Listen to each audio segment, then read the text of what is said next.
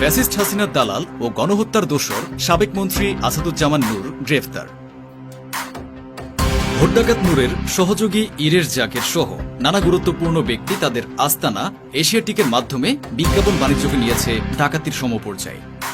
আসাদুজ্জামান নূর, যিনি কোথাও কেউ নেই নাটকের বাকের ভাই চরিত্রে অভিনয় করে হয়েছিলেন জনপ্রিয়, আজ তিনি জনগণের কাঠগড়। নাটকে ফাঁসির শিকার সেই চরিত্রটিকে বাঁচাতে সাধারণ মানুষের ছিল আর্তনাদ, কিন্তু আজ সে আসাদুজ্জামান নূর দেশের জনগণের আর্তনাদের কারণ হয়ে দাঁড়িয়েছে। 2009 থেকে 2014 পর্যন্ত মুক্তিযুদ্ধ মন্ত্রণালয়ের মাধ্যমে ভারতীয় সাবেক সেনা কর্মকর্তাদের জন্য স্বর্ণপদক তৈরি করেছিল এশিয়াটিক। কিন্তু এই সম্মাননার আড়ালে চলছিল সোনা চুরির ভয়াবহ কেলেঙ্কারি। সাবেক মন্ত্রী আসাদুজ্জামান নূরের নেতৃত্বাধীন এশিয়াটিক সরাসরি সোনা চুরির দায়ে অভিযুক্ত হয়।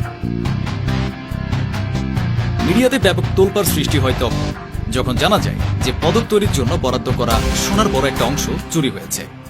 সরকারের ভেতরে থাকা কিছু প্রভাবশালী ব্যক্তির যোগ সাজসে এশিয়াটিকের কর্মকর্তারা এই কেলেঙ্কারির সাথে সরাসরি যুক্ত ছিলেন। 2013 সালের নির্বাচনী প্রচারণার সময় নীলফামারীতে আসাদুজ্জামান নূরের গাড়িবহরে হামলার ঘটনায় প্রতিশোধের জন্য তিনি হারাম করেন নীলফামারীবাসীর ঘুম। ক্যাডার বাহিনী দিয়ে নিরপরাধ স্থানীয় মানুষকে হত্যা করেন ক্রসফায়ারে কিংবা নির্যাতন। হত্যার দায় এবং রাজনৈতিক প্রেক্ষাপটে তার জবাবদিহি আজও প্রশ্নবিদ্ধ। এশিয়াটিকের সাবেক প্রধান, সাবেক ভোটচোর মন্ত্রী আসাদুজ্জামান নূর ও পরিচালক ইরের জাকের শুধু একটি কর্পোরেট প্রতিষ্ঠান পরিচালনা করেই ক্ষান্ত হন। হাসিনা পরিবারের সাথে ঘনিষ্ঠ সম্পর্ক গড়ে তোলার সুবাদে ইরের জাকের হয়ে উঠেছে আওয়ামী লীগের অনেক গুরুত্বপূর্ণ ইভেন্টের আয়োজন। ভারতের সুপ্রতিষ্ঠিত ও চিহ্নিত দালাল এশিয়াটিক ও এর সহযোগী প্রতিষ্ঠান Asiatic MCL, Mindshare, web maker, Forethought PR ভারতের প্রায় সবগুলো কোম্পানির সোল এজেন্ট।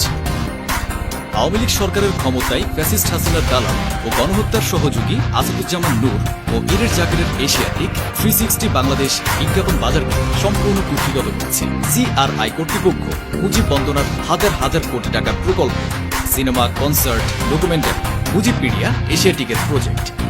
সরকারি ও বেসরকারি বড় বড় প্রতিষ্ঠান থেকে তারা 14,400 কোটি পর্যন্ত অর্থ বিজ্ঞাপনের আড়াল লুটপাট করে। 2020 এবং 2021 সালে মুজিব বর্ষ এবং স্বাধীনতার 50 বছর পূর্তি উপলক্ষে আয়োজন করা হয়েছিল বড় ইভেন্ট। ভারতের প্রধানমন্ত্রী নরেন্দ্র মোদী এবং রাষ্ট্রপতি রামনাথ কোবিন্দ সেই ইভেন্টে উপস্থিত ছিলেন।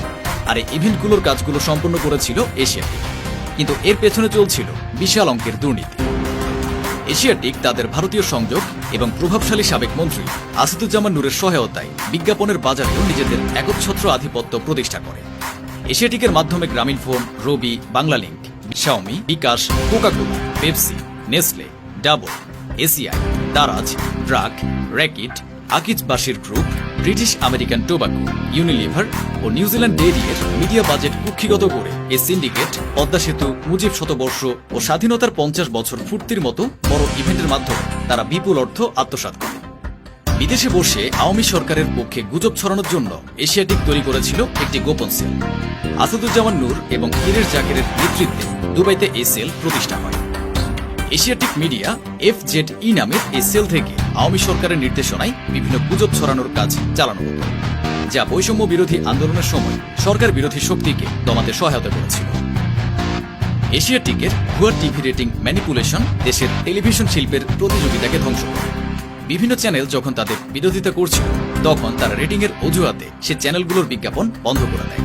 ফলে বেতন সংকটে বিপর্যস্ত হয় খেটে খাওয়া অনেক সাংবাদিকের জীবন। সমাজের কীট আসাদুজ্জামান নূর ও তার দোসর ইরের জাকের গম ক্ষমতার অপব্যবহার ও দুর্নীতির কারণে আজ দেশের মিডিয়া ও ব্যবসায়িক খাত বিপর্যস্ত। শুধু নূরকে গ্রেপ্তার করলে চলবে না, এর সাথে জড়িত এশিয়াটিকের বোর্ড সদস্য ও গ্রুপ এমডি ইরের জাকের, মাইন্ডশেয়ারের এমডি মোর্শেদ আলম, ফোরথটের এমডি ইকরাম, এশিয়াটিক এমসিএল এর এমডি নেভিল ফেরদৌসকেও গ্রেফতার করলে মিডিয়া লুটপাটের চিত্র উঠে আসবে। ব্যাংক অ্যাকাউন্ট জব্দ করলে উঠে আসবে তাদের দুর্নীতির চিত্র। কালচারাল ফ্যাসিজমের অন্যতম ধারক, গণহত্যার দোষক আসাদুজ্জামান নূরের এশিয়াটিক গ্রুপের সবগুলো ইউনিট এখনও অন্তর্বর্তীকালীন তত্ত্বাবধায়ক সরকারের দেশ সংস্কারের বিভিন্ন উদ্যোগকে নানাভাবে বিতর্কিত করতে মিডিয়ায় গুজব রটিয়ে অপতৎপরতা অব্যাহত রেখেছে। এর সঠিক তদন্ত করা হোক এবং দৃষ্টান্তমূলক বিচার হোক, যাতে করে ভবিষ্যতে এইভাবে সৃজনশীল এই ইন্ডাস্ট্রিকে কেউ কুক্ষিগত করে ধ্বংস করার চেষ্টা না করে। ফ্যাসিস্ট রেজিমের কর্পোরেট মিডিয়া এই নষ্ট গ্রুপগুলোকে বয়কট করা হোক। এই সুবিধাবাদী দালালদের চিহ্নিত করা হোক এবং আইনের আওতায় আনা হোক।